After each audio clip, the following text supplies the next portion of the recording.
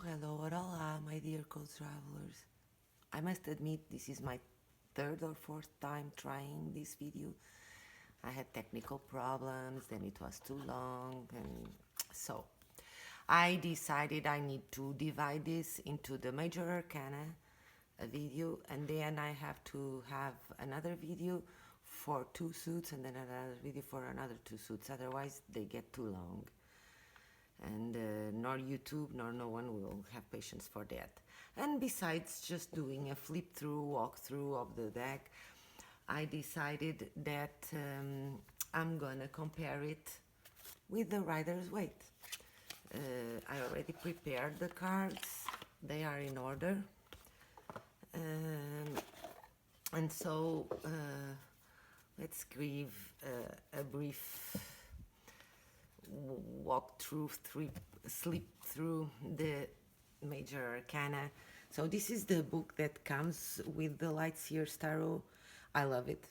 It always gives us super nice advice. It has the keywords here and a commentary, and then it also has a sentence kind of resuming everything, and it's really genius. Thank you, Chrisanne, if you ever listen to this video. I love it. So let's start. The first card, as always, we have the Fool, and we can see, look at this Fool, how beautiful it is. Love it. And you can see it still has kind of the same message. She's leaping with confidence back. She doesn't have a little friend, she has an amethyst, she has the wand already. And but there's sacred geometry, like this mandala will catch her, and it's lovely. Let's do it like that. In fact, I think this has to come down a bit now. So then we have the Magician, and one thing that I love in this card is that compared to the traditional Rider's Waite, he has all the tools here. He has the pentacle, he has the cups, the sword, the wand, and as above, so below. And the message is still here. It's manifesting anyway, but the tool, she has it inside herself. There's also the symbol of infinity and sacred geometry. She's manifesting it, and the tools are in herself. I think it's that. That's how I see it. And here we have the highest priestess. Look at her, how beautiful she is, how mystical. And I only realized today that she has different earrings. Huh? She's so cute. And really beautiful. Of course, I'm not from this generation, so I don't connect so much with these, though they're the bases. So the La Grande Priestess, or the High Priestess, and really love them. I really love her. This, the Temperance. I love her scarf or her shawl. I don't know how to say it. Full of little fish and water. I'm sure this is a card related to water, probably. And I've been seeing some videos on YouTube and realized that many people represent the Empress pregnant. It's not in the Rider's Waite, though she has the feminine sign here, and she looks pretty kind and soft, and but I don't know. Almost everyone represents her pregnant, and I like in this deck that she's represented with the world. That's nice. The Emperor. The Emperor, look at him, how knowledgeable he is. He's a chess king, huh? He's sure of himself. He's in a confident posture, and I remember this. I don't remember this Egyptian sign. The only thing I don't like very much about this card, or it's that he has this here, and I don't understand this tendency, and I wouldn't even put one of my pets in the wall, but well, we're all different. I don't have to understand it. Don't like very much to encourage it, but I still find it a very good card that gives us the look at this, the Hierophant. Oh, this one looks mad. He looks like angry at someone or something, and these two guys here waiting, asking him in a much lower position. It's dominant, and the keys are here. In fact, it's just they don't see it. I think it might be something like that. Well, this one, I don't know. He's so happy, we trust him and we love him, and the knowledge is there, so beautiful, and he's not really gatekeeping it. He's just there to guide you, maybe. I love it. And there's not the submission. This is the lovers. The lovers. How not to sympathize with this card? Look at this. How beautiful, how connected they are. Even if they're different, they complement each other. Like, it's like they're falling into their love because her hair is going there, and I don't know, I love it. And all that sacred symbols. So the Chariot. Again, this one looks like uptight and with his armor, and it doesn't imply too much movement. While in this one, I really do see the movement. I find it funny that the black and white, they are changed. And this character leading them, how cute he is there. And you see, there's no real attachment of the horses. They're just doing it. It's so nice. Wonderful. And the sun, no, the strength. I do relate a lot to this card because I'm Leo. My sun is in Leo. So this card, and in fact, from what I've been seeing online of other decks, so far, this is the one I prefer from all the strengths that I've been seeing around, though I don't know much. But I really like her, half lion, half person. She integrated, not dominated, she integrated the beast in herself. Here it's kind of not kind. The lion looks suffering. And again, the 8, the infinite. And I identify with that card. This hermit, I love it. This one just, well, an hermit, and it's there, and he's guiding you. He has the light. But this one, the light is there. The light is there. So this light that this hermit is emanating it's from itself. Only when they'll have their own light and being in peace with their own light will they unlight others, I think. It's wonderful. Look at this wheel of fortune. And she seems to be bringing the movement, the tissue of time, I would say. I don't know if it's that. I didn't read the book about this card yet. But it's all spinning. All the magic symbols are there too. And I see this as a tissue, and I remembered me of the tissue of time and how things are always moving and changing, and love it. I'm kind of repeating myself. Okay, Justice. Justice. I do love a lot this card. It's one of the ones that you can see how much different the cards are upside down, because it doesn't even seem like the same girl. But Justice is there. I don't know very much. This Hangman, oh, how can you not love it? Even though the traditional one, he also looks comfortable there. He also looks like being at ease in this position, in this point of view. But this one, it's doing it as an art. She's comfortable there. She's not only hanging. She's not only hanging by a foot.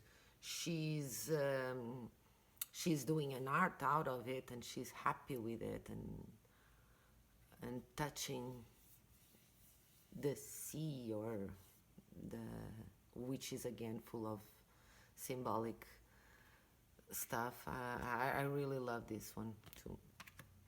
Oh, the death. That I heard recently in one of the videos. I wish I could reference it, but I didn't save it. I have to start doing those things and then reference what I heard here. But that the 13 became considered bad number because of this card, the 13th. And but look at this one, death and rebirth. She even wrote it there, the rebirth, and you can see there, with death comes rebirth.